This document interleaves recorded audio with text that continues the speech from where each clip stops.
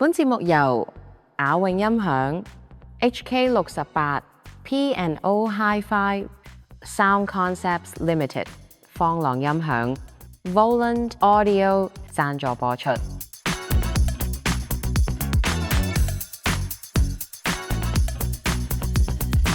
Hello 啊，咁多位啊，咁啊嚟到呢個一年一度嘅德國慕尼黑音響展啦，咁啊小弟咧又嚟到現場同大家報道啦。嗱，今年嘅慕尼黑音響展咧就有少少唔同啊，因為今年咧係呢個 high end 嘅音響展喺慕尼黑 MOC 呢一個會場舉辦嘅最後一年啊。咁好多人都話唔做啦，咁下年點啊？係下年就搬去呢個奧地利嘅維也納。今年究竟最後一屆嘅喺慕尼黑舉辦嘅 Munich High End 有啲乜嘢睇啊？咁今集咧就我會同大家分開6條片，同大家分開去將呢個會場嗰啲精華全部俾晒大家睇㗎啦。咁但係就算係5條片啊、10條片都好咧，都係冇可能將所有嘅嘢全部講晒出嚟啦。咁所以都有啲地方係遺留嘅，咁希望大家體諒啦。有興趣嘅就可以我要將呢個 playlist 喺個說明欄度，你就可以一氣呵成咁睇。咁但係想精華啲咁睇咧，亦都冇問題嘅。咁事不宜遲啦，我哋即刻同大家去睇睇會場啲乜嘢咯噃。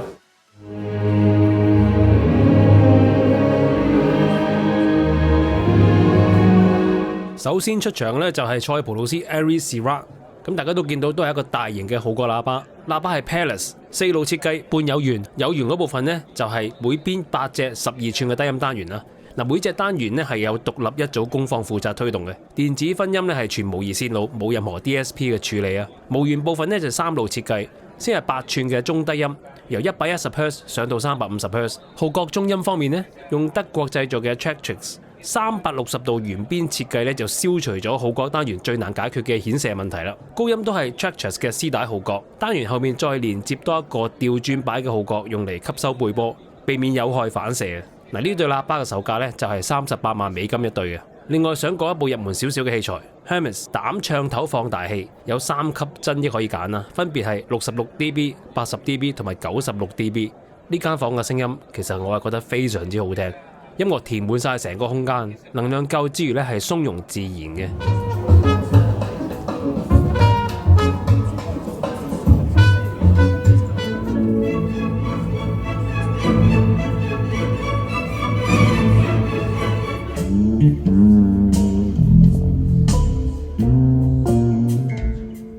喺 Foxtest 嘅展館裏面，當然見到佢嘅全音域喇叭啦，幾抵聽噶。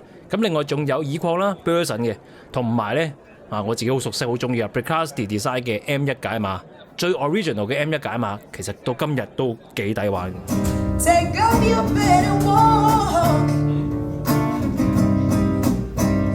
So I'm Jean-Marie Clauzel. I'm the owner of Metronome Technology, the company that makes the metronome and Callista devices. And of course, we specialize in digital. We focus on our entry range, which is the digital sharing range. We introduced the new and the first music server from Metronome, the DSAS, standing for Digital Sharing Audio Server. This server was developed in partnership with the French software company Audiovana and will be shipping in September.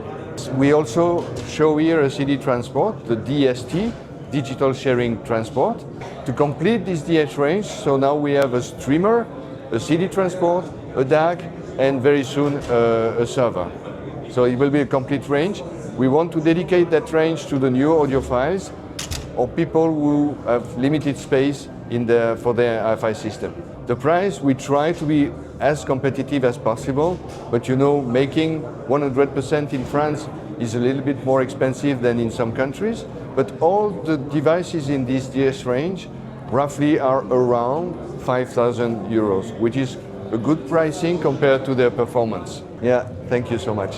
呢度咧，我想講兩句啊。其實呢個系列舊年公佈嗰陣時咧，我已經及實㗎啦。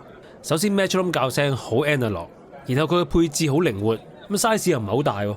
價錢咧好老實講，以佢哋個牌頭一啲都唔貴。好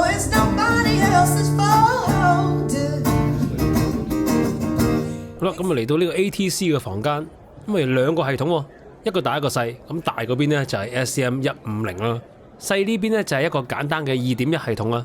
超低音咧就係廠方舊年推出嘅 C40 Mark II 12寸低音啦。呢隻超低音都未算最新，最新咧係呢對喇叭 SCM20 ASL。咁有啲朋友話：咦，唔係喎，20 Active 唔係有嘅咩？冇錯，有。以往咧就淨係專業版本先至有嘅啫。Hi-Fi 呢邊咧係冇嘅。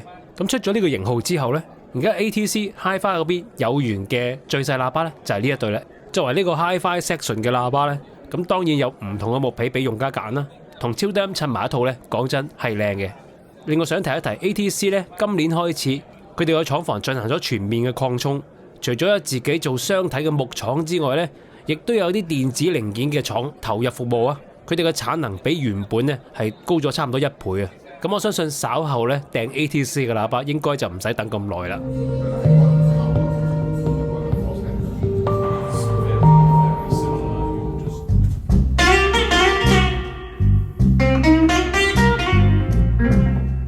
我入嚟呢間房呢，主要就想聽呢個 Coma Design 嘅 Colors 呢對喇叭88,000歐元。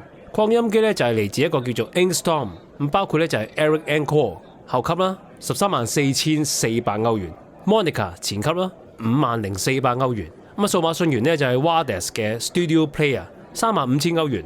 唱盤竟然係最平喎 ，Teldez 嘅 Air Force VP 16,000歐元啫。當然價錢就唔平嘅，不過個聲咧又的確幾靚。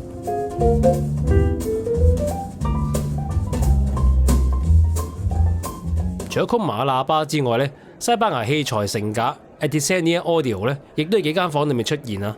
呢個架都係 high end 嘅，但係真心靚嘅，我係用家，我絕對明白啦。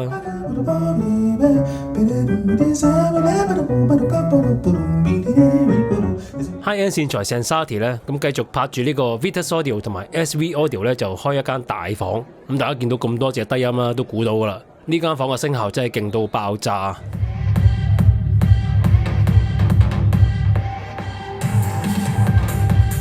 嚟到 YG Acoustics 嘅房間，又係成套 Vitas 嘅擴音機喎。咁當然呢套機都好鬼死勁，但係今年 YG 嘅焦點呢，就去晒超級喇叭 Gemini 嗰度啊。咁喺另一條片呢，會詳細同大家介紹啦。呢度脆脆地聽住先。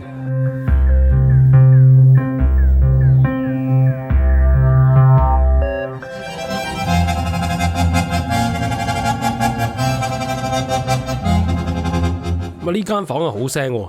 喇叭係瑞士 Stenham， 新產品呢就係細細粒嘅 Alumen 系列嘅 DSP 有源超低音，咁啊夾落去 Alumen 2或者 2.5 呢係啱晒嘅。另外擴音機方面，美國包打呢都有新產品，就係佢哋全新單聲道後級1151新型號呢，用咗全新開發嘅偏壓設計啦，令到呢個一系嘅擴音機呢失真更加低，推動力更上一層樓啊！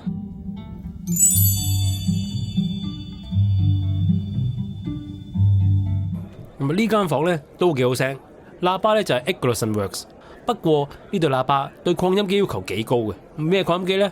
係啦，就係加拿大 EMM Labs， 佢哋其實出解碼勁之外咧，擴音機都出得好好啊。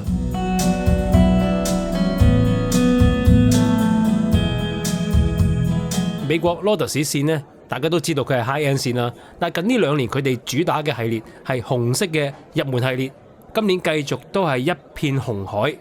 夠唔夠聽？錄音俾大家聽。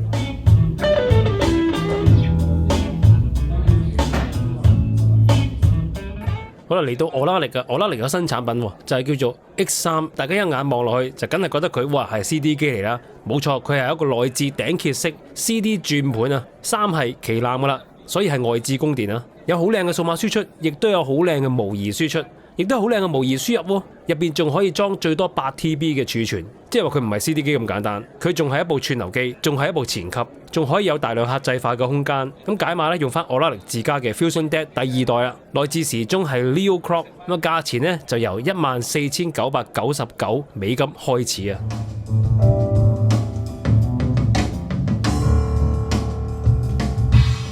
Rockport 嘅房間呢又係好聲，不過除咗聽聲之外呢，廠方拎咗個喇叭箱體解剖圖俾大家睇，你就會見到呢對喇叭嘅鋁合金機箱入邊係點樣劃分噶啦。咁除咗非常重型同埋穩陣之外呢，入邊亦都加咗好多阻尼嘅物料，令到本身已經非常穩定嘅箱體更加之穩定啊！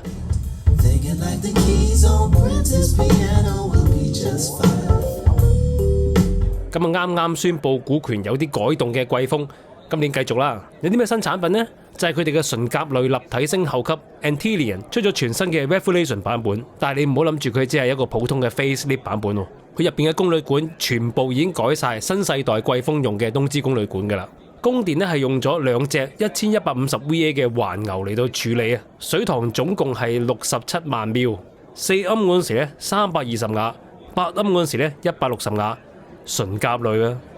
封住唔俾人入喎，係咪上面太多人啦？哇，搞到要有人流管制添喎，唔係講笑，真心多人。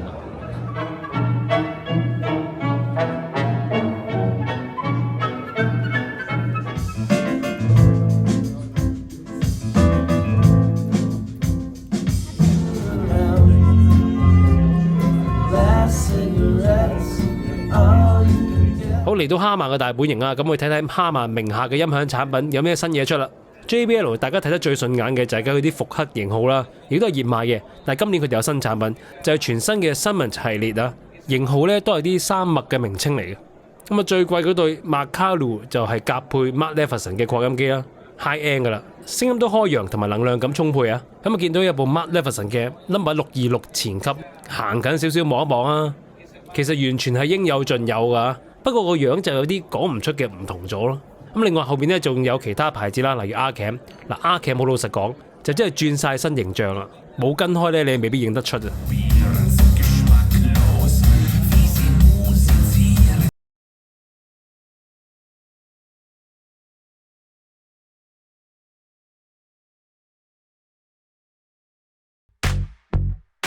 多謝你嘅收睇，今集嚟到呢度暫告一段落，但係成個音響展仲有好多得意嘢同埋精彩嘢未介紹，記得睇埋其餘集數啊！仲有記得 like 訂閱我哋，留低2句 comment 同埋 share 俾你班老友睇啦〜